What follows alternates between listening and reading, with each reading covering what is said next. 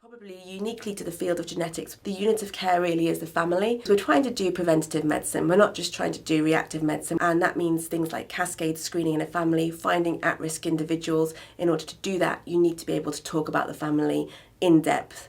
When you talk about families, things get complicated. That sensitivity and those counselling skills that genetic counsellors have enable them to work with their patients and with their families to really take care of the family holistically. We know from work that we've done that many healthcare professionals don't know that much about genetics and don't know that much about genomics.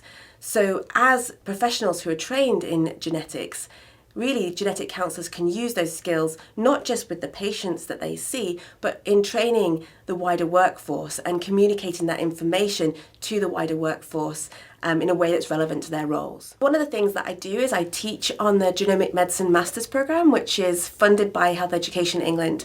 And through this Masters Programme, we teach healthcare professionals from all different parts of the system. Some of our students have really been able to use the teaching that they've received. For instance, we have primary care physicians who are now incorporating pharmacogenetic testing into their care, screening midwives who understand their conversations with their families much, much more deeply. What's been great about the programme though is bringing these different healthcare professionals together in one room in neutral territory to talk about genomics and to learn about genomics and to find out how each different profession will play their role in the mainstreaming of genomics into patient care.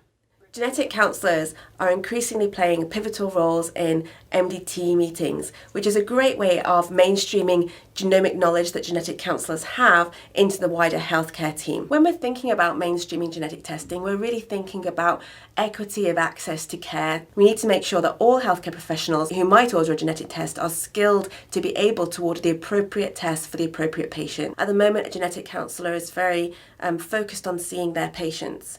A genetic counsellor could be employed potentially more effectively in a support role to a whole group of healthcare professionals and be available for the multidisciplinary team meetings that we know are going to be so important going forward as we mainstream genomics.